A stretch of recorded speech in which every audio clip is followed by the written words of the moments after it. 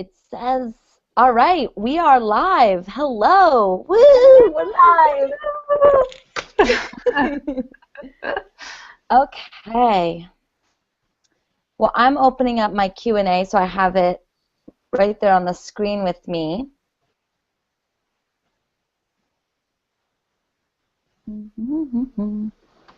Cool. Wow, we're live. This is so exciting. I feel very excited. Yay, yay, yay! We have we have a few minutes to we begin, so we can just kind of hang out, and hopefully people are joining us, and this is going to be so exciting. And when the Q&A comes up, you'll just be able to relay those things since I can't see them, right? Yes. Okay, yep, perfect. Yep, I have it right here. So if anyone has any questions, comments, if they just want to say hi, you can just pop it into the Q&A box, and I think that that's going to work. Perfect. Yay! So did you do anything exciting today? I went on a hike with a friend, worked with clients, and I took a nap, and that was really, really nice. Yeah, as I said before, loving those naps. And you? Let's see, what did I do today? I taught yoga this morning, and then I had clients, and then I got to relax a little bit, and I caught up on Scandal. It's like one of those really guilty pleasures that I have because it's so bad. It's so bad and so good. And now I'm here, and I'm really excited. Wonderful. Me too. Well, this is a fun topic, and it's fun to get to connect with you around relationships and our own relationships and what we've learned. So I feel excited. Yeah, all right. So it's 8:01. So I say that we start, and then if people come trickling in, then they can come on when they're ready. So hello, everybody. My name is Thais, and I'm so happy that you joined Juna and I this evening. We're going to talk about love and relationships, and the official title is The 3 Essential Keys to Crazy Good Partnership and Incredible Sex. And that's such a long title, I had to write it down to make sure that I didn't mess it up. But I'm really excited about this. I'm excited about this topic because I think it's something that we don't learn.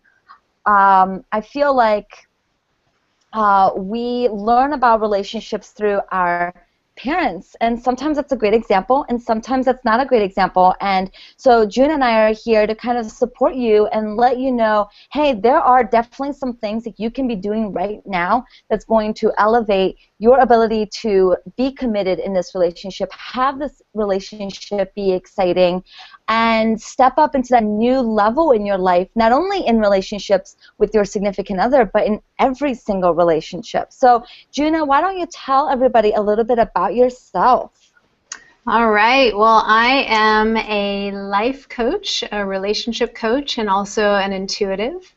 And I love this stuff. I mean, I just really do. I love learning about relationship. I love learning in general. I'm just like a student of life always. And a lot of my training around relationships came from the Hendricks Institute, Gay and Kathleen Hendricks. I joined their coaching program and then did a deep dive into their work with their leadership and transformation program. And that's where I met my current beloved, my fiance, Justin. And it was amazing to have all these tools that we can share together in relationship. And just a little bit more about me. The night that Justin and I sat together and decided to consciously step into relationship, I had this crazy idea to document the journey and to basically shoot weekly videos or bi-weekly videos where we shared an issue that came up or a potential that arose, and what we learned, how we struggled, what tools we used to get through it. And we've been doing it for now 2+ years, and we've shot 70 videos, and they're very candid, they're very authentic. It's been an amazing journey shooting these videos, learning about ourselves, being willing to be transparent about our journey. And I mean, we share the highs, the lows, and everything in between. And we have learned so much through our dedication to this project. And something that we often chuckle about is that we actually think that if we hadn't created Daily Relationship, which is the name of our site, if we hadn't created it, we actually don't know if we'd still be in partnership because of some of the big struggles that we faced. Because we were willing to talk about them and explore them and post about them, I think it took our relationship truly to the next level, whereas we could have really gotten stuck in the drama of those situations. And so that's the project that my partner and I currently have. We really love it, and we love sharing this work with other people and learning through others and how other people are doing relationship. So that's a little bit about me. That's awesome, Juna. Thank you for sharing. And actually, that is how I met Juna, was through Daily Relationship. I was looking for a love coach, a life coach out in the world that was being very vulnerable and very real. And a friend recommended Juna because of the videos that she consistently posts. And watching your videos, Juna, is amazing. Aww. The vulnerability that you both have, the commitment that you both have, is a true testament to what happens when you fully commit to doing this work and not running away from it. And I think that that's something that every couple faces, where it's easier to just not talk about it. It's easier to just not even think about the issues and just let it kind of slide and hope that it'll just go away.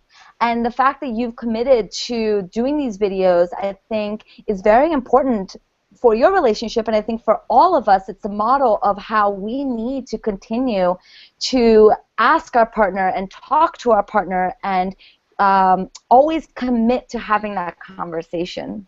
Thank you for that. Yeah, it's so much easier. It's so much easier in relationship to just kind of try to tuck things under the rug and try to make things go away. And what's true is they never go away. They just start to build and build and build until all of a sudden you're like, wow, I'm in relationship with this person. Wow, I don't even feel anything with them anymore. And that's what withholds do, is they start to build a huge wall. But it does take courage to face and have those conversations and be willing to see what's going on and try to resolve it. So thank you for that. And I'd love to hear. So the way our structure, of course. I want to hear a little bit about you too. So yes. So I actually have been in 3 very serious relationships, and each one of those I honestly thought was going to be the one.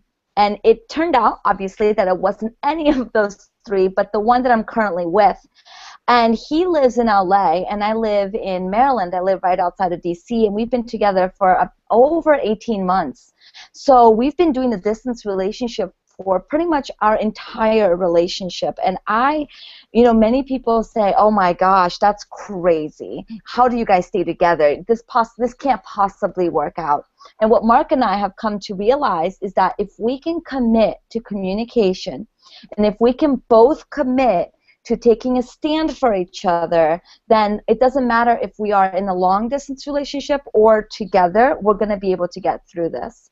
And so for me, talking about relationships and what's working for Mark and I has become a mini project of mine, because I want people to know that it's the same thing. And in fact, being in a long distance forces us to talk about some things that I think we wouldn't normally talk about if we lived together, because we can't see our body language, we can't see our visual cues and understand that this is the way our partner is saying something. We have to ask, we have to talk about it.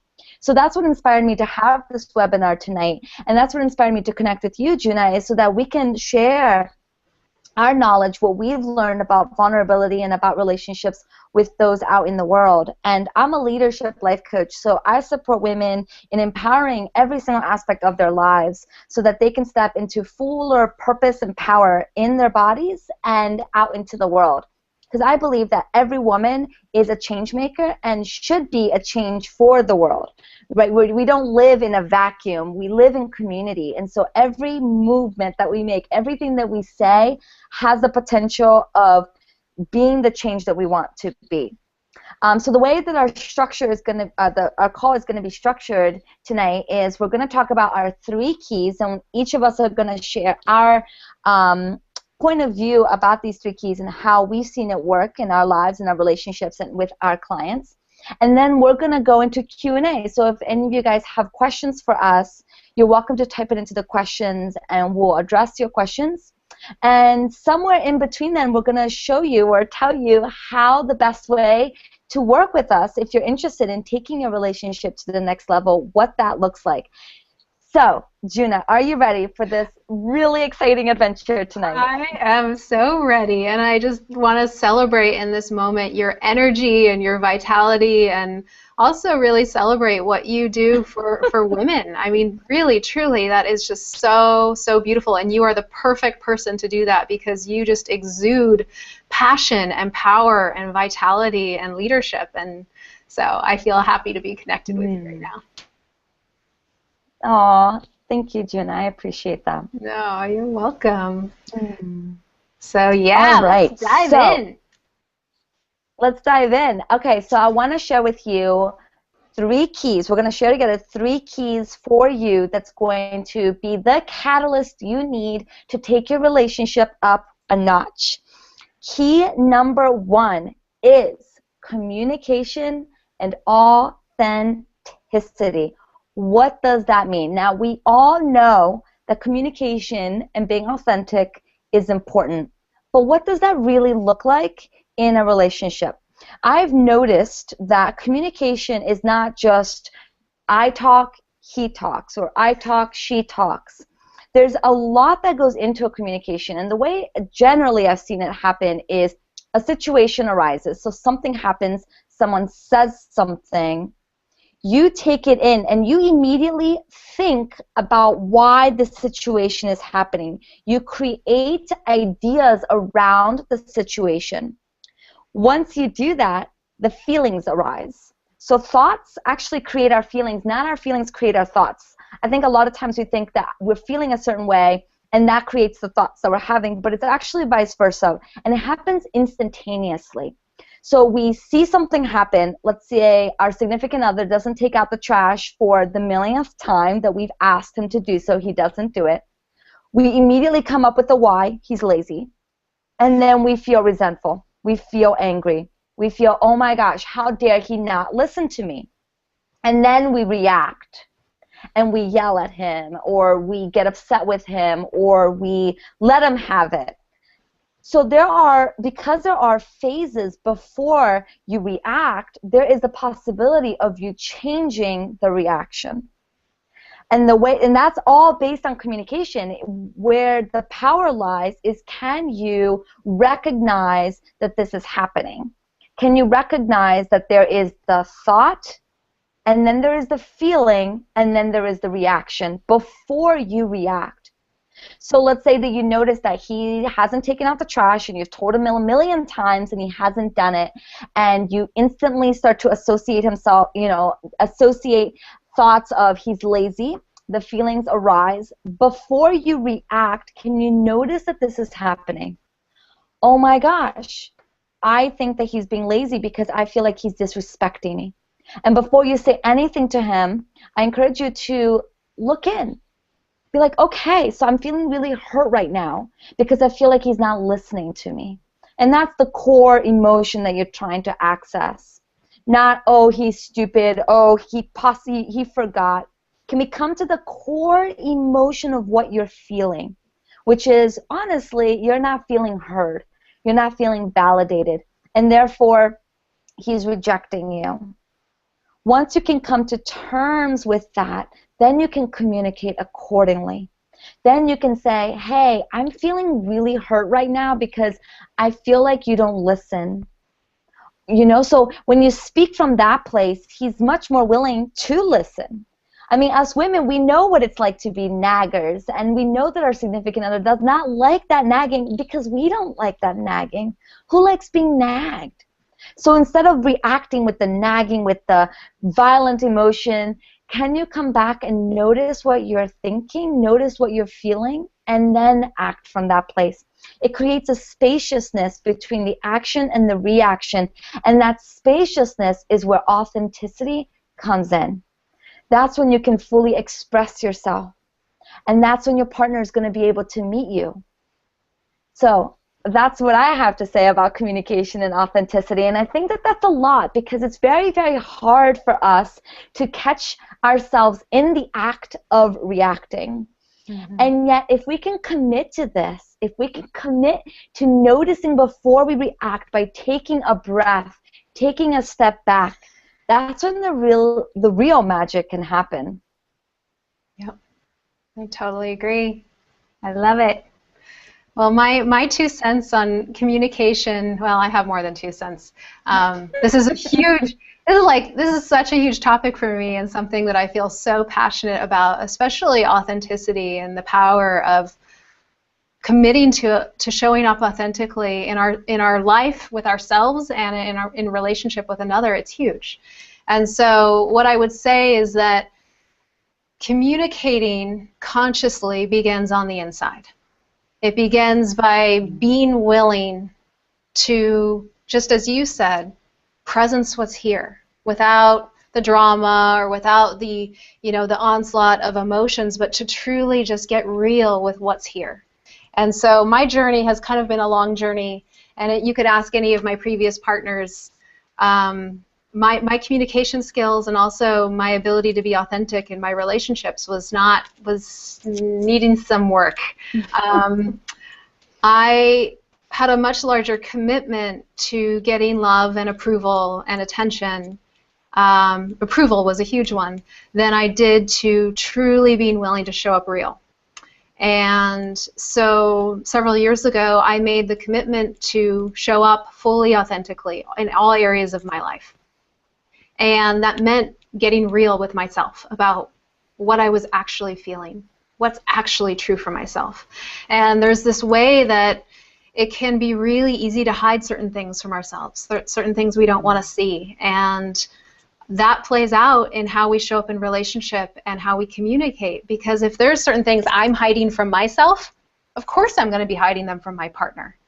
And withholding, lying, I mean, I was doing all sorts of things like that in my previous relationships, and consistently getting feedback of, I don't quite believe you, I'm not really feeling you as honest or genuine right now, and I feel like you have this big happy face and this smile, but it's not feeling really heartfelt. And so this journey for me of truly tapping into who I authentically am in this moment and committing and recommitting to that has been huge. And I've seen my shadow and my light and all shades of gray within me, and it's been beautiful. It's been such an incredible journey of learning to accept all these different parts of myself, and then I can bring them to the table in my relationship. So that's one thing that I would just seed around communication and authenticity, is it begins on the inside by being willing to know what you actually feel and what's true for you, and then being willing to communicate it. And so it can be scary, and it takes a lot of courage, and there's a lot of ways that we don't want to hurt our partner. We want to protect them from something we might share, or we don't want to lose their approval. And so there can be all these tactics and strategies we use to kind of sugarcoat our communication or not really tell the truth. And what I would say is the truth always wins. And what I've also learned in my relationship with Justin is that setting a container before having a big conversation is really important. Saying, hey, sweetie, I have something I want to talk to you about. I'm having some big feelings about it. Is now a good time? So number one, getting the agreement. Is now a good time? And number two, hey, as I share this, I really want you to know that what I most want right now and what I want to create through this authentic sharing is connection. I love you, and I want to deepen our connection. So by saying all that, you're really setting the context of like, hey, get the agreement. Number two, what I most want from this is to create deeper connection with you. And then you can share what's been happening, what's true for you. And Justin and I have had numerous conversations like this, and we've noticed what happens when we don't create the container and what happens when we do create the container. And we've realized that setting that container, getting the space kind of grounded and set before having the communication really results far more often in deeper connection. Yeah. So those are a few things that I've been playing with.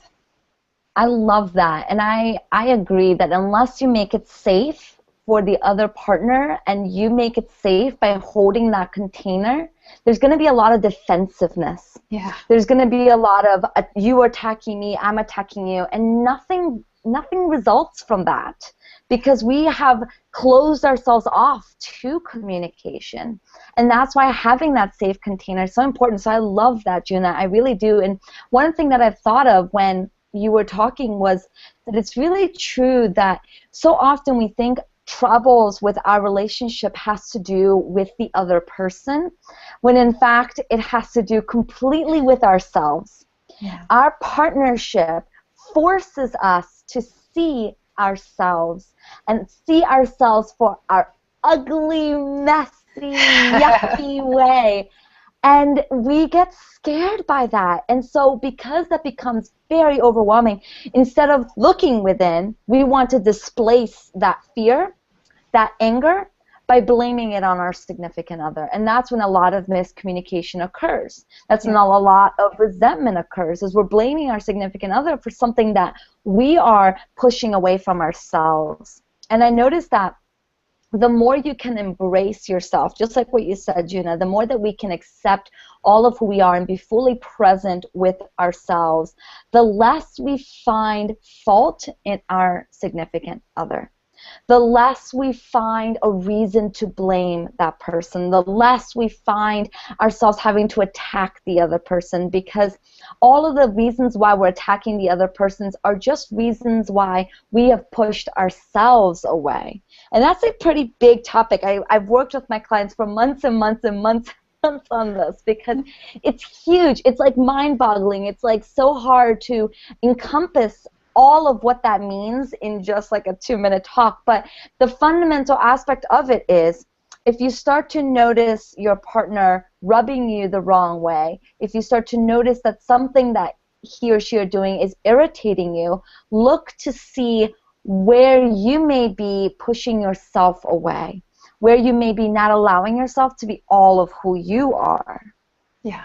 I think that's such a great point, and that's actually something that Justin and I play with. Is we all of a sudden we're hanging out and we're like, wow, we're not feeling really connected right now, and wow, I don't really feel very sexual towards you right now, and we just kind of out it, like, I wonder what's going on. And we recognize that usually there's some kind of withhold in the field. There's something that hasn't been spoken. Either I haven't presenced it with myself and it's just related to me, or I haven't presenced it with him, or vice versa, it's him. And so we just wonder out loud, I wonder, do you have anything you need to express to me, or do I have anything? And then we just practice expressing it and saying whatever that thing is. And again, it takes courage to be able to bring it into the space and say it. But what we notice is that once we do, that sexual flow is back there again. And that feeling of connection is there again. And so withholds and anything that we haven't been saying starts to create walls. And the moment we just speak them into the space with love, with compassion, with total honesty, it dissolves those barriers and we feel connected again. Yeah. So. That's amazing. That's amazing that you can do that. It's so funny, like, because Mark lives in LA, so we are on the phone a lot. And whenever I have a hard day, all I want to do is take it out on him. Like, it's so easy. It's so easy to just blame him and get angry at him for doing things that normally wouldn't bother me. And that, for me, is a key. I must be, not accepting my reality. I must not be accepting what's happening in my life right now, because if I were accepting that, I wouldn't be so mad at him for doing something that he did yesterday and it didn't bother me. Yeah. It's a huge one. I do that too. And yes. Holy moly, welcome to being human. I know. Okay, so the first key, just to recap, is to really step into having a commitment to have a conversation, and to do that from an authentic place. And that starts by noticing and going within. a combination of what Juna said and what I said is that really it's about looking to see where you are contributing, where are you pushing yourself away, and then how can you create the space and the container to have the communication that needs to be had so that you don't build up resentment for months and months and months at a time, because that causes a huge distancing between you and your partner. I mean, like Juna said, like you feel a disconnection. You don't feel that sexual energy there. You feel kind of icked by them. Every little thing, they chew their mouth and it's like annoying us. And it's because we're not communicating, right? We're not being clear on where we are. So if you can create that safe space for yourself and for your partner, you're going to find a huge lift in your ability to be really communicative and open to what experience that you're having. Yeah. Love it, love it, love it. Well, should we All move right, to next number 2? Yes, yes. Do you want to go for it? Sure. So the next one that we're going to be exploring, number 2, is transforming criticism into appreciation. And this is a huge one. Mm-hmm. Criticism, in my experience, my humble experience, is the biggest sex and intimacy killer out there. Like, you want to kill the sex drive, criticize your partner. Truly. Like, that is just like flat line, total flat line. And I have lots of personal experience around this one. But what I'd love to say is that when Justin and I first came together, I was scared. I knew in my heart that this is the man I wanted to marry, and I had never had that experience with anyone. I didn't even know that it was possible to have that experience. I didn't even actually want to get married. And I met him, and I was like, that man. So basically, I created an unconscious way to sabotage the love. I was afraid of it. And it's ironic. Sometimes we can think that our larger fear is the failure of the relationship. But in my experience, as I've been on this personal growth path, sometimes the largest fear we have is our full liberation and opening up into our greatest love. And when I met Justin, I was afraid. And I created one of the best ways, the best strategies to bring that love back down and to make it more manageable and small, and that was through criticizing him. Day after day, in my mind, things I didn't say out loud, things I would kind of say out loud, little ways that I'd kind of send little daggers at him. And it started to really wear on him, and it started to really wear on our relationship, and it became habitual. It was an addiction for me to focus on what he was doing wrong or what could be better and how I needed to fix him. And I've worked with lots of couples who get into this dynamic, and it's a pattern that is a tough one to break, in large part because, you know, when we're focusing on the world from this lens of what's wrong and what needs to be fixed, we don't know that it's actually a lens and that we can just actually put it to the side and choose a different one. Yeah. And so the moment, and what was so interesting is, you know, sometimes Justin and I would get in the car and I'd have my little criticism lens on, and he'd have this habit whenever I had my criticism lens on of running through stop signs. And he was a perfect driver. Like, he never, you know, had any bad driving record, but it was this weird thing, and I would get so irate and so mad. Like, you just ran through a stop sign again. You're a bad driver. And so we decided to play this game. And really, it got to the point where our relationship was about to end. We were in Bali, and it got really bad. And he was like, I'm done. Like, I can't do this anymore. And so I made a huge commitment to focusing on appreciation and to actually putting aside that lens around what's wrong and how do I fix him, and adopting a lens of what's right, what's working, and what can I appreciate right now. And that new perspective changed everything. And so in my experience, one of the best ways to generate feelings of closeness and feel connected and enjoy your sexual flow with your partner is to focus on appreciation. And there's some great research out there that maybe you've heard before, but it's John Gottman's research around thriving relationships and truly healthy relationships. And his research had a 5-to-1 ratio of appreciation to criticism.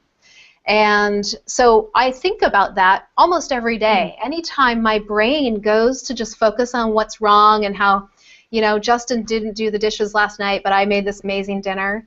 And, yeah, that can be really irritating. And what I do is I just like appreciate him in that moment. Like, oh, I appreciate how much he loved that amazing meal I made.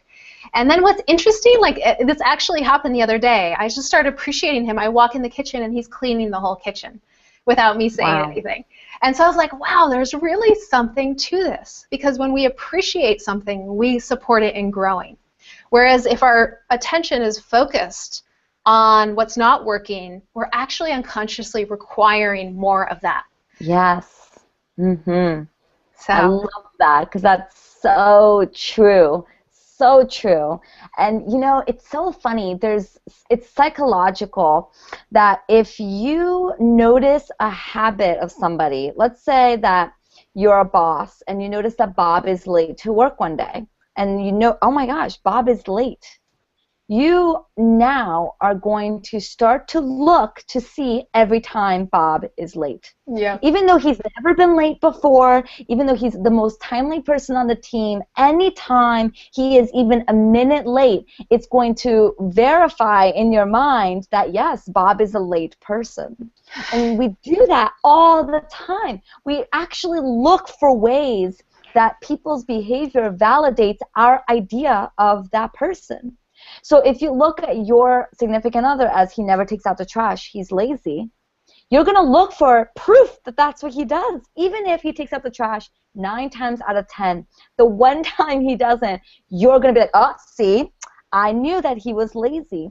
And that can be a real, not only sexual drive killer, but also communication killer. And the people stop engaging. Right? When you start to only nitpick and look at what that person is doing wrong, they stop engaging. And I see that in my clients that are, focused on the leadership track and how they can empower their team and how can they empower themselves in their lives. And one of the biggest killers is nitpicking, is micromanaging. And we can see that in like a work environment. Oh, right, I don't like being micromanaged, and therefore I need to trust my team and pull back from micromanaging them. And yet we think that it's okay to micromanage our partner. And we think that our partner needs to be exactly the way we want them to be.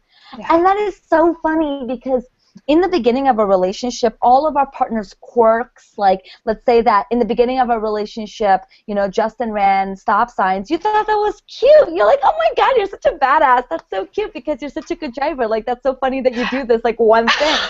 And it's such a cute thing. And then, once you start actually having a serious relationship and you start to know that person, those cute, quirky habits now become like the crisis. They become the thing that kills the relationship. And that's because we have a hard time accepting people that are different than us. We expect people to be like the way we want them to be like. Yeah. And that stops the flow of authenticity. You came into this relationship full well knowing that your significant other had these quirks, had these flaws, and that's why you fell in love with that person. And so when you start to notice that now the same things that you fell in love with are the things that are annoying you, maybe you need to start to, like Juna said, take off the lens and start to really look at what you actually appreciate about that person. Juna, it's really funny. I love to equate everything to little kids because I think that that's what we really are. We're all little kids inside, right? Doing the best that we can. Like, we think that we're grown up, but we're not really grown up. And it's like if we look at a little girl and we continuously criticize her and continuously nitpick and micromanage and tell her that she's wrong and tell her that she's bad, can you imagine the type of woman that she grows up to be? Right? She doesn't grow up to be a flourishing, confident, incredible woman. Most likely she grows up to be very, lack of confidence and inability to show up and not willing to put themselves out there because they fear that rejection. And the same thing happens in our relationship. The more we nitpick and micromanage and critique and judge and pick apart our partner, the less able our partner is going to have the ability to show up or the willingness to show up. Yeah. I think that's such a great point, and one thing I consistently come back to is I really believe in my heart that partnership and relationship is a soul contract to truly expand into our fullest potential together. And Yeah.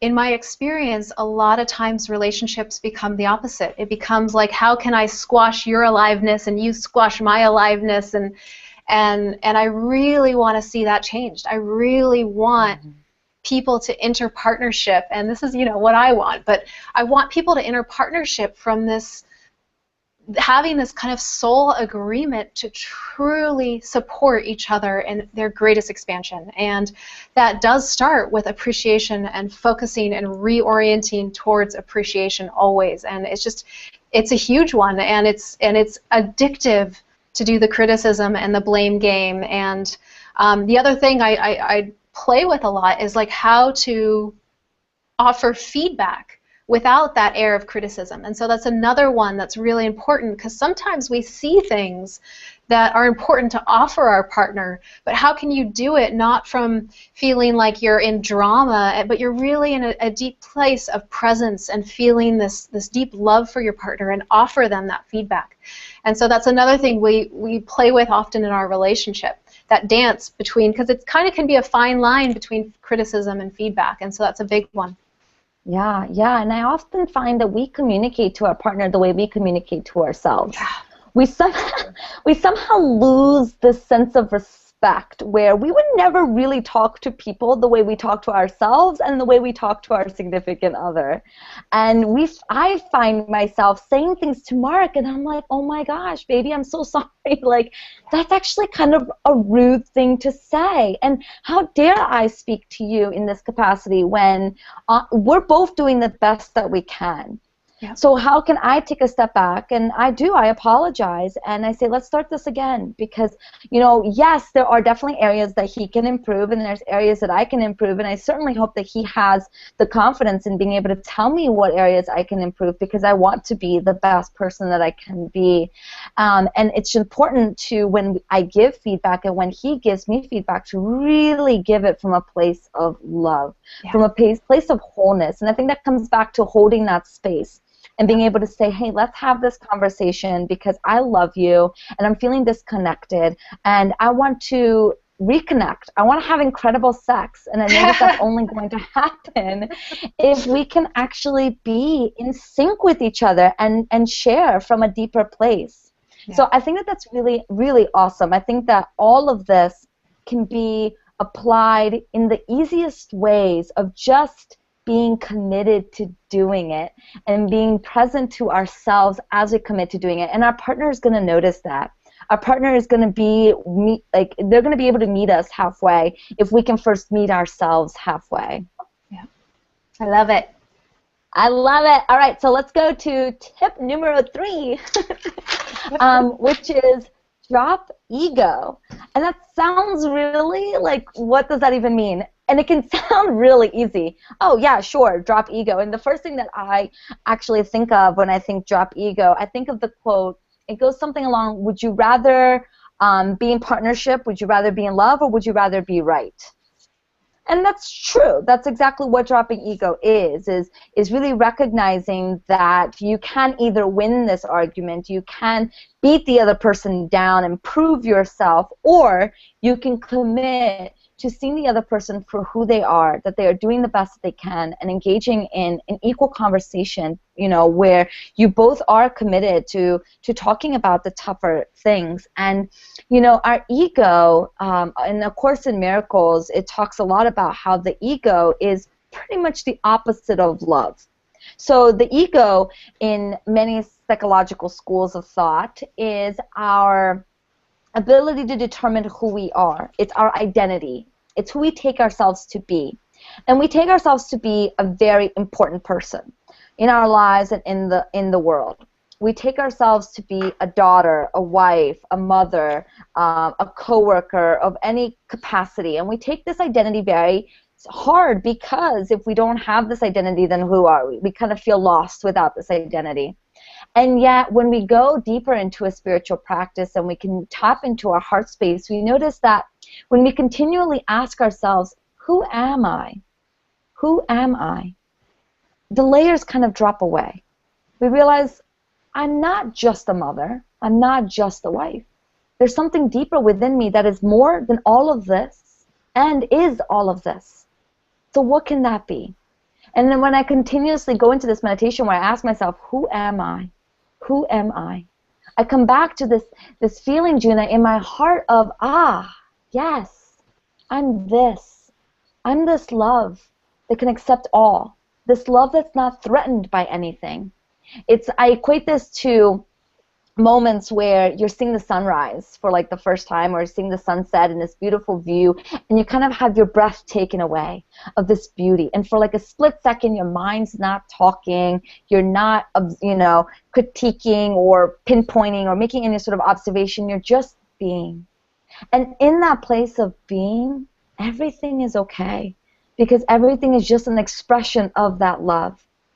And so when we can come back to that place in our partnership, which is extremely difficult, because just like we love to yell at ourselves, we love to yell at our partners. It's like I said before, like I have this thing where I get so mad at Mark and I don't understand why I'm so mad at him, and it's because it's so easy to do so. It's so easy to blame everything on our significant other. So when we can take a step back and we can come to that place of love, that place of who am I really, that's not ego, then suddenly it's not a fight. It's not a battle between wills. It's not a battle between identity and who is right.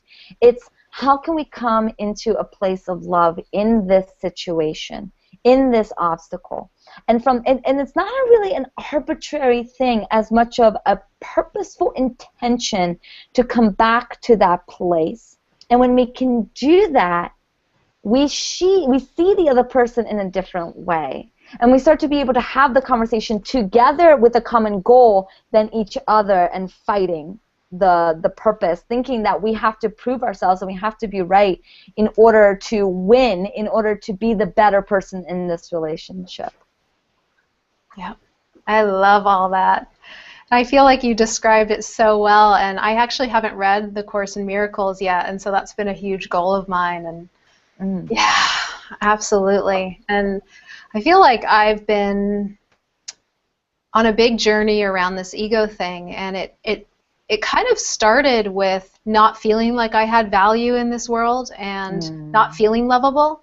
And so there's this way that I had to start with those commitments to truly value myself and to know myself as fully lovable and to commit to fully loving myself. And then from there, I could get to know all the things I want and what's true for me and what I truly feel. And then it's like almost like another step above that is like then moving even beyond the attachment to any of those things. So right now I'm in this like zone where I'm exploring how to live where I can fully see when my ego's engaged, but I can also really honor what my desires are, what's true for me, without over-identifying with them or being attached to them because they change. So it's this interesting dance that we're doing of trying to kind of, how do I explain it? Because it's like I never really actually let go of my ego. My ego is always there, but what I feel like I'm learning to do is see my ego when it's activated and identifying it and recognizing it's not about making it go away. It's just about noticing it when it's here and then choosing presence. And to me, presence and love are the same thing. And so I loved how you describe that process you do of getting present with yourself. For me, it's like I just take some breaths and I feel the sensations in my body. And I close my eyes and I just bring all my awareness inside. And it's just this easy little step I do to get landed here. And from this place of presence, I can really see anything I'm resisting, like anything I'm struggling with. It just becomes so apparent that it's a choice. I can choose to resist and struggle, or I can choose to open up to a space of love and acceptance. And the interesting thing is, like, I love that. Oh, good. I love it too. And I feel so excited. Like this is something that I'm really playing with day to day right now and learning. And I work with a lot of people who are in relationships that they don't know if they want to stay in anymore. And so they kind of take a lot of these concepts of like, well, maybe I'm just meant to accept what is and stay in this relationship. And it's a tricky one when you start to kind of go on this spiritual path. How do you navigate that kind of space of greater acceptance, but also when you're faced with like a big choice point of like, do I want this relationship? Should I just open up and accept it? Or is it time to actually transition and create something new? And one thing I often tell people is, in the very core of your being, and actually my friend Jane said this to me in the most eloquent way, I don't think I could say it right now, but the deepest part of you, in the very core of you, is a knowing. And in that knowing place, you know if this is the right relationship for you, if this is the partnership that you are truly choosing right now. And to ask that question into that space and be open to the answer. And to me, again, that doesn't feel like an egoic, like, I want this or I need this. It really feels like from this place of presence, we're able to tune into, is this partnership, will it support my optimal expansion in the world? And I just think that's a really important question to ask. I love that. And, you know, before the call, we were talking about how we're both Geminis. Yeah. And as a Gemini, I love to do a lot of things. And sometimes that can come out in my relationship where I think, well, is this it? Is this all I'm going to know about somebody? Is there anyone else out there? like, you know, because it's a tendency, I think, a Gemini tendency, or maybe just a human tendency to wonder if this is the right relationship, or if it's not, if we don't know, right? And I read this somewhere where it talked about how the soul is endless, and the soul of somebody else is endless. And there's no such thing. There really is no such thing as boredom in a relationship, because the soul is an abundant pool of knowledge and support and wisdom. And the reason why we feel like, oh, well, this is all I know about somebody and this is all I'm going to know about somebody is because we're not fully present with that person. And when we can start being fully present with our significant other, we realize that we really know very little about them. And we can start going into the journey of learning more and more and going down deeper and deeper layers of truth and reality and wisdom and love. And that comes by being present. Because the minute we're not present, we're judging. And once we start judging, we limit or we cap the ability that we have to be open to somebody else.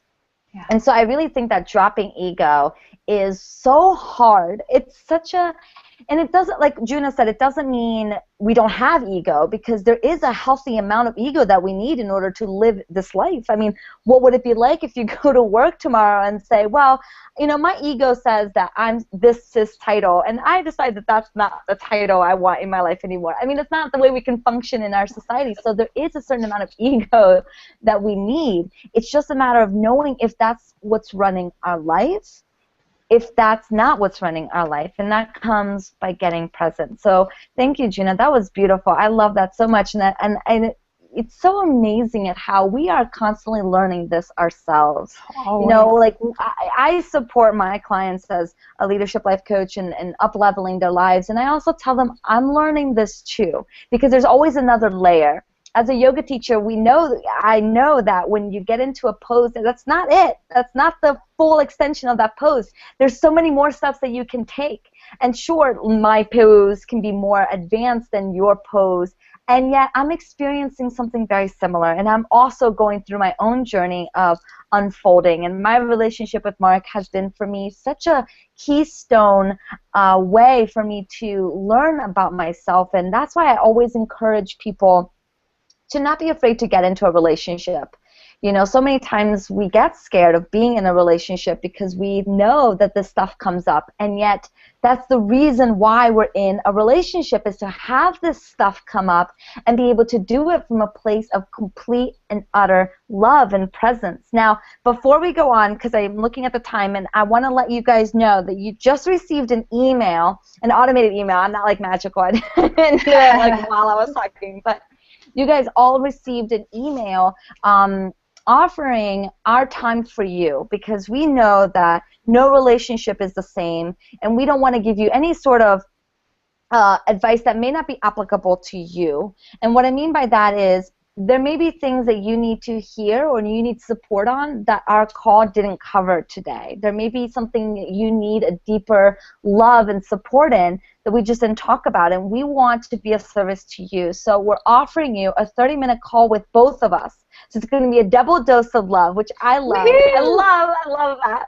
It's going to be 2 different people totally engaged in you, in your life, in your relationship, and together we can take you up to where you want to be. We can help you unfold and melt away whatever resistance that may be coming up for you in your relationship, whether you're not sure if this is the right relationship for you, or you're not showing up fully, or you're having some real issues with the way your partner is showing up in this relationship. So Juna and I are so excited to offer this because we know that together, the 3 of us, if you engage in this program, is going to be able to elevate you. Because the one thing that I know for sure is that we do not have to be okay with a mediocre relationship or a mediocre life. We deserve greatness. We deserve that crazy amount of love that we have within. We deserve that. That's why we're here, is to access that. And so if you are feeling called to take your relationship, to take your life to the next level, and you need that additional support, in that email it has the information that you need to get in touch with us so that we can put it on our calendars and we can have the conversation with you. And that's going to support you in saying a yes for yourself. It's not always about our partners. It's about us, and saying a yes to our love for ourselves and being fully willing to invest in ourselves, knowing that when we do that, we're telling the universe that we love ourselves, and we're telling the universe that we're ready to take ourselves up to that next level of greatness that we so frickin' deserve. Yeah. Yeah. So looking forward to doing some of those sessions with you. Oh my gosh, I'm so excited. We're going to have so much fun. I mean, we're having a lot of fun now. I can only imagine when we actually talk to people and like get really in there and make sure that, you know, you're being in love and you're having great sex, because God, that sucks when you're not having the deep, powerful connection that you could be having, right? Yep. So important. All right. So so we're going to open up to questions. If you have any questions for us, whether it's for Juna, whether it's for me, whether it's both of us, we opened up that chat function, so you're welcome to type in a question for us, and we'll answer it to the best of our abilities. And while we're waiting for your questions to come in, I have a question for you, Miss Juna. Woohoo! Ooh, so you are recently engaged, which is so exciting. And I want to know, how did you know that he was the one? And what advice would you give women or men who are in that committed relationship and not quite sure if that partner is the partner for them? Yeah, well, it's a really great question, and it's a question I get a lot, and it's similar to kind of what I shared already, which is we know. We know. At the deepest part of us, we truly know if this is the partner you want to spend the rest of your life with, this is the partner who's just for now, or if this is the partner you want to marry. I mean, I feel like we all have that knowing, and it really takes just being willing to see it and know it and feel it. And with Justin, so I'm an intuitive, and that kind of helps. That gives a little extra boost. But with every partner I had ever been with, I would basically tune in on an intuitive level and ask that question, is this my man? Is this my partner? And I would see an image of him over here and me over here with all my other partners. It was just like this image of we're not together. And so when I met Justin, I did not think he was my man. At first when I met him, I was like, oh, you know, this kind of geeky business guy from Boston. He just did not fit my typical, you know, flowy, hippie type. And but he and I started hanging out, and we really enjoyed each other, and my body felt really alive around him. So I was like, wow, there's something here. And a few months into knowing him, he asked me to ask that question to see what our soul contract was, and I tuned in. And I saw this amazing image of us, interwoven, intergalactic image. It was phenomenal. I mean, fireworks going off, and I was like, I think I'm going to marry you. And he's like, what? So, and every time since then that I've tuned in, I've found the same thing. Like, it's just this knowing of this is my partner, this is my man. And I hope that we will be together forever. And when I help other clients through this, I help them get to the core of that knowing. Is this your person? Is this your man? And it's really important to be willing to fully see it, because it can be scary sometimes to have that knowing and recognize, oh, I'm in a relationship and I know this isn't actually the partner I want to be with. Yeah. Oh, I totally get that. I know that Mark is the one for me, and it's kind of scary to say that because I'm not engaged yet, and we don't live together yet, so we still have a lot of adventures ahead of us, but there is that deep knowing that he's the one. And it's actually really scary when I first met him and I first knew, because I knew it very quickly. I knew that he was the one. There was a huge pushback. And I remember texting my friend about a month into our relationship. I texted a friend and I said, do not let me get into a serious relationship with this guy because he is not the one. And he is not the one for me. And I did that. I put up like alerts for myself to remind me that he's not the one, and do not let me get into a relationship with this guy because he's not the one, and he's not the one. And I kept obsessing over this idea of whether he's the one or he's not the one. And I realized that a lot of that was fear of a commitment, which I think is very normal. But more importantly, this idea that there is somebody out there for me. And am I worthy of that? Am I worthy of being loved in a really committed way? And that was very scary for me. And I didn't even realize I had that fear because I've had no problem being in committed relationships in the past. But it took this one for me to realize that there was some deep sense of unworthiness there for me, that wasn't really believing that I could be loved like this. Yeah. And it took some time, and what really helped me was being like, well, I don't have to decide if he's the one right now. I'm not engaged. We've just been together for a month. I'll take it one day at a time, and we'll see where it goes. And eventually one thing led to another, and we've been together for a bazillion years, and hopefully we'll be together for a bazillion years more. Okay, so Juna, I do have a question here. Yeah. It goes, Juna, when giving feedback to your partner, are there steps that you take to make sure your feedback isn't coming across as critical? Ooh, yes. Really good question. Yes. Well, first of all, the very first one is don't give feedback when you are triggered or charged or frustrated or angry, because that is like the perfect setup for your feedback to actually be perceived as criticism, because it is criticism. And even no matter how much you try to blanket it and put doilies around it, if you're charged about it, there's daggers underneath those doilies. So that's a big one, and that's been kind of a challenging one for me, is learning how to notice something that might trigger me. Like Justin consistently would put wet towels in the hamper with all the clothes, and I'd notice it, and in the moment I'd want to just and I'd pause and be like, let myself calm down, not attached, it's all good, coming back to presence. And then maybe the next day when I'm feeling relaxed about it, to say, hey sweetie, I noticed you put the towel in with the wet clothes, and I noticed it yesterday, but I didn't want to share that with you because I knew it would be criticism. So now I'm feeling just kind of all good about it, but when you do that, it makes them all moldy. Like everything in there kind of smell like mold. So in the future, do you mind just hanging the towel up before sticking it in there? And there's this way that I could deliver that feedback from a much clearer, grounded space, and then he was more apt to receive it.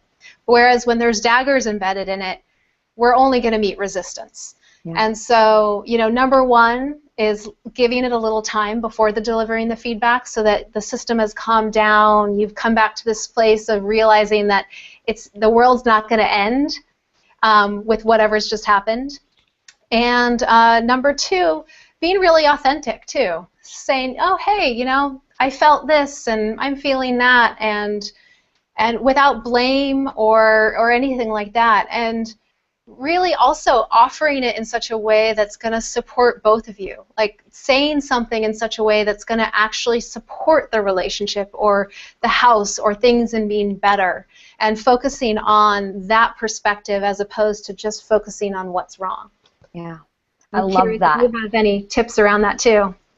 Yeah, the first thing that I thought of is there's a study that shows that if you ask someone for something and you tell them the reason why you're asking for it, they're much more likely to say yes. It can be as silly as the study was a guy wanted to cut in front of the line to get his copies done. He had a piece of paper and he needed to get a copy. And he goes, hey, can I cut in front of you? I need to make a copy. And if he did it with a because, he was 33% more likely to get a yes. And how, I don't ever think to do that, and yet we can't expect our partner to understand why we're asking them to do something. Of course, there's some things that are kind of obvious, but adding the because in there can be really powerful. Like exactly the example you gave, you told Justin why you wanted him to hang the towel before he put it in, because it got moldy. I wouldn't have even thought of that, right? And maybe he didn't even think of that. And so being able to say, hey, hon, I know that when you come home, you're very tired and you don't really want to talk to anyone, and I totally get that. But I was wondering if you could at least say hi to me and give me a kiss, because I feel that when you don't do that, I'm not being recognized as the housewife taking care of everything all day, or whatever it is. And when you can add that because, and you can give your point of view from an authentic way, it engages people to come, your partner to come back to you, and it engages them to communicate that back to you, and maybe they even give their because. They can say, oh, well, the reason why I've been doing that is because I thought that you didn't really want to talk to me when I first got home because I'm so grumpy. And then voila, you now have the safe space that you need to have a deeper conversation about what sort of expectation you're having on your partner and what they're having on you, and how you guys can come to an agreement. Yeah, beautiful. It's so important just to be able to communicate all those little pieces to create connection. And sometimes people are like, but it's so many words. Well, yeah, and that's what supports us in creating these amazing relationships, is letting our partner in on our authentic experience. Yeah. So I have a feedback for us, and it goes, we just want to send a giant loving thanks to you two amazing women for sharing your wisdom, authenticity, presence, and gifts so beautifully. We love everything you shared. XOXO. Christine and Brett. Aww, thank you guys. Thank you both. So sweet. I love that. I love them. Wonderful. Thank you. Love that. Aww. All right, so we are fresh out of time. This has been so great. Juna, do you have any last words of wisdom for all of the people listening in?